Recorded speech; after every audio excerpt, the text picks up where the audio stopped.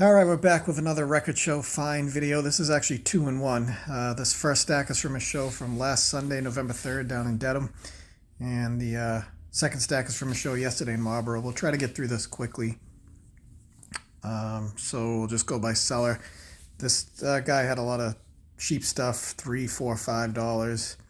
I'm a big Icantina fan. I will usually pick up anything I see that I don't already have. Looking at the track listing, I knew I had all these songs in one format or another.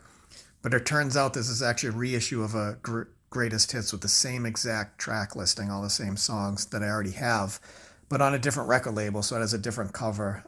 So cool. It's kind of scratched up for $3. One thing about the shows in Dedham, they're at a VFW. The lighting isn't great, so you take something out, you think it looks good in there, and you get it home, and it looks pretty scratched up. I've actually resorted to now using the flashlight on my phone to check the condition. But anyway, I bought a couple off this guy for like $3 each. That's one. And then this one too.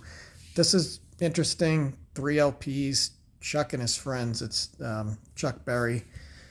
So you can see the first record is all like his greatest hits, which I already have on a greatest hits record. But LP 2 and 3 is just a lot of stuff from that era. Little Richard, the Platters, Louie Louie by the Kingsmen, Shirelles, Bo Diddley, that kind of stuff. Again, not in great shape, but interesting. Aristocrat Records, which I think is what Chess Records started as, maybe. I'm not 100% sure. So those two were like $3 each from him. Next guy I buy from sometimes. He's got good prices, but again, his stuff isn't always in the best shape. These first two I got for $5 each. John Lee Hooker Original Folk Blues. I believe this is a reissue. This is definitely a reissue. I think it's from '77, because an original of this is, I'm going to say within the $30, $40 to $50 range at least. Muddy Waters Folk Singer. The record's not in great shape. I threw it on. It's not that bad, but it's a quiet acoustic record. So when I threw it on, it was, there's a good amount of surface noise, which you can get by with on like a, hard or heavy metal hard rock record. But when it's a quiet acoustic record, you can really hear it. The interesting thing about this is inside the cover, there was a cutout of a Boston Globe article from 1989 about Muddy Waters. So I kept that in there. That's pretty cool. So those two were $5. And then this he had for $12, but I got for $10 because I got the 3 for $20. It's a Aerosmith's first album. I have an original from '73 that plays pretty well, but it's got a little bit of surface noise. I've never really thought to look for a better playing copy because it's not something I play a lot, not one of my favorite records, but it's one of their best ones, I think. But this was a 1978 reissue from Japan. It doesn't have the obi strip that you see on the Japanese imports on the outside. That's really sought after and collectible. But it did have this cool inner, which has all the writing in Japanese, and then it has the lyrics to all the songs in both English and Japanese. So that's interesting. And it's also a really, really good condition. So it's a better playing copy than the one I have, which is great. So I got those 3 for $20 from him. This one was just a $5 find from this guy, Matt, that I buy from a lot. He sells everything for $5. Best of Mississippi John Hurt. He's like old Delta Blues guy. He was a big influence on Bonnie Raitt. But I found it, interestingly enough, it was actually recorded live at Oberlin College in 1965, wherever that is. Haven't looked that up. So that's, I don't really listen to the Delta Blues much, but I will collect here and there when I can. For $5, double record, it's in good shape. This was the find of the show. You very hardly ever see this. The Ronettes, everybody knows Be My Baby, and Chapel of Love, a couple other songs. Be My Baby, obviously their most famous. This is their first and only LP, full-length album. And the guy I bought it from, he doesn't have anything priced. He says he kind of makes prices up. He'll look at them, and he doesn't like really research too much online. So he said 35, and it's in really good shape. Not mint, but it's in nice shape. It's an original. I looked it up quickly on Discogs while I was there, and I saw some going for like 50, 60, 75, 80. So I'm like, great, good price. Excuse me, 35, grab it. They don't have a ton of songs. They didn't put out, this is the only LP they put out. Everything else was like singles. When I got home, I did some more digging that night. It's one of the misprint versions, because on the record label itself, it has Ronette spelled with two N's. And that's not super uncommon. There were a lot of misprint versions of this record, so it doesn't make it like super rare or collectible.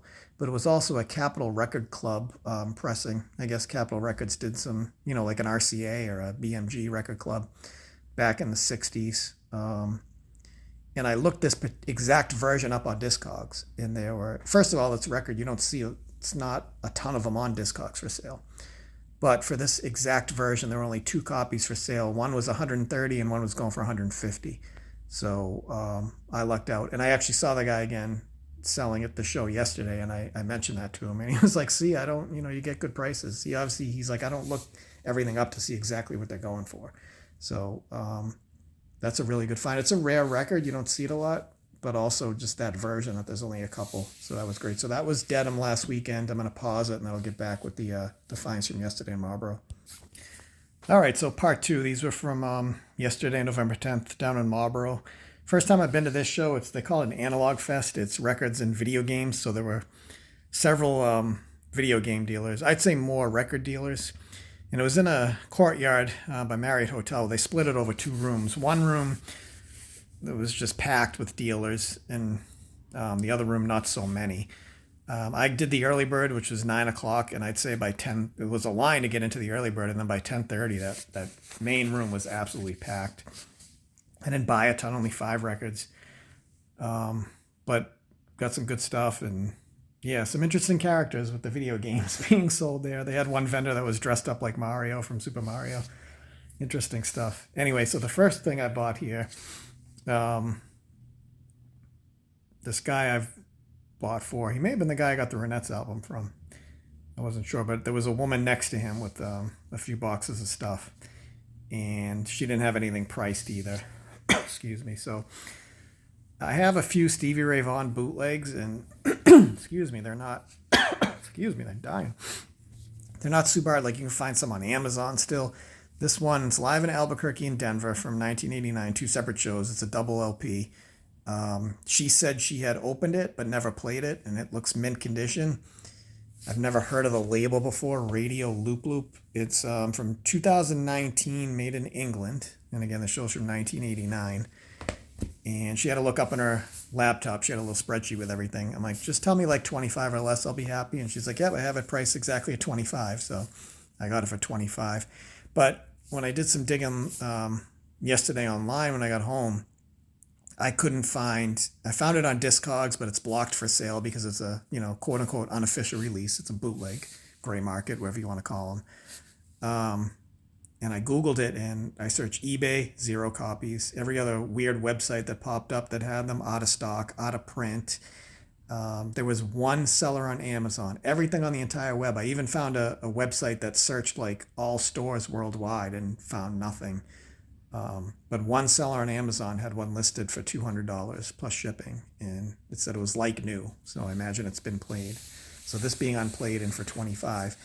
Again, I don't know, a lot of the bootlegs, this is 5 years old when it was distributed, so I don't know how many copies they print, but not too many. And the fact that you can't find any, and it's not something that's going to be, I guess if it's that good of a show, maybe someday somebody will reprint it, reissue it again as a bootleg. I don't know, but usually, like I said, I have a few Stevie Ray Vaughan bootlegs I can look up on Amazon and find copies of still that are probably older than this one. If this came out in 19, so I guess it's a pretty rare. I tried to find out online how many copies are actually pressed or printed, but I couldn't find any useful information on that. I haven't listened, but that's good. Good set lists on both shows too. So that was 25. Then I got a couple from this dealer, a couple of $10 finds, and I got a deal on them. So this is the Mamas and the Papas at the Monterey International Pop Festival. It's track listing on the inside's good. They played like 8 songs. It's in good shape, really nice shape. So we had that for 10 and this for 10. This is Van Morrison. It's a 2-record set, live in concert from 73. Summer 73 was recorded. I think this came out in 74. It's got some good songs, Into the Mystic, Domino, Caravan, Cypress Avenue. So that's not in great shape, but it's a double LP. Neither record looked like bad, just, some marks. So we'll see how that plays. So those two are 10 each. And I got him for 15 instead of 20. He did also have, which I'm kind of regretting not grabbing, he had an original copy of Van Morrison Tupelo Honey from 71. I could tell by the label it was an original. I have a 73 reissue that I actually just listened to the day before, so I knew what my copy was, but I don't pull that album out that often, maybe every couple of years to listen to. And he had an original, it was in good shape for $10. I'm like, wow, that's crazy. I probably should have grabbed that too. And then I went back to the bin where it was when I grabbed these two and it was already gone. So, but I mean, I already have a 73 reissue, so I really didn't need another copy. This one was a really cool find. Santana Abraxas, it's quadraphonic, which is, if you're familiar with quadraphonic, it's like a 4-channel recording process, I guess. And I guess back in the late 60s, early 70s, they were pressing, reissuing some records in quadraphonic sound. If you had like particular quadraphonic stereo equipment, you could hear the nuances, I guess. But it wasn't too popular. It didn't really catch on. So they only pressed or reissued like 200 to 300 records in quadraphonic sound. And this was actually one of the first 4 that they ever put out in quadraphonic. So I was talking to the guy, and I knew him from some other shows, and he said it's an interesting listen. He goes, there's some sounds on this like guitars, that solos that you might not hear on the original stereo one. If you're listening to this on just stereo, obviously you don't have like quadraphonic equipment. I don't even know what it is. But he said, yeah, if you listen to just a regular stereo system, he goes, you hear some different guitar solos that you couldn't hear on the original. I have 2 copies of this original anyway, so I didn't need this, but for $10. And he said, the drums and percussion are really like loud and up front. So my plan is to listen to the original and then throw this on right after and just see what I can hear for differences. And it's in really nice shape too. And it's, like I said, the rarity, it's not a super rare album, this one, but the fact that it was one of the first 4 to be reissued in quadraphonic sound is pretty cool, knowing they only did like 200 or 300 back then in quadraphonic. It just didn't really catch on. And this was, I guess, the find of the show. The last dealer I bought anything from, so I only bought 5 records. This was actually sealed, the Plimsolls. It's their debut. I had this on my radar a few years ago. This came out in 81. It's like early 80s, like alt rock, power pop, new wave type of thing. I guess I would relate a little bit. They sound a little bit like the Knack. If anybody knows them, My Sharona, like that kind of sound. He had it for 30 and I got it for 25. And again, it's sealed. It has this little promotional superstar sticker. I couldn't find too much information on that. I'm like, should I leave it sealed? But I opened it. I kept the shrink on. I opened it just along here so I could pull the record out to make sure it's an original. And it turns out, it is an original. It turns out this record has never been repressed on vinyl. They did a reissue in 1992 on a different record label that was on CD only. And it was like an expanded version with some other songs, I guess. But yeah, it never has been reissued. They weren't like a very popular band, so I guess not surprising it never got a reissue on vinyl. There's like 12 or 15 versions on vinyl from 81. So it's an original. It was sealed. I'm going to keep it in the shrink because of that sticker. It's got the original price sticker too from 1981, $5.99. And I looked it up on Discogs, and there were only 9 for sale in all the United States. There were a couple of VG and VG Plus that were like, 10, 15, $25, but the cheapest near mint one was like 85 plus shipping, and there was a mint one for like 99 plus shipping. And this looks mint. It was sealed, so there was just a little dust marks from the paper sleeve, which I've already replaced. So that was pretty awesome, because not that I'm going to sell it, but I could turn around and flip it for probably 80 to $100 easy. So the fact there's only 9 for sale in the United States on Discogs tells you that it's not a very common record. And the fact that this was sealed, so it's in pretty much mint condition. Again, if it's been sitting since 1981, it might not sound perfect. But as you can tell, there's a little ring wear too on there on the cover. But still, I think that's a great find for 25. So that, the Quadraphonic Santana, and the Stevie Ray bootleg, I think were all like really solid finds. So that's it. Probably done for the year. There are a couple of shows in January we'll probably hit. Maybe be back with some more videos then.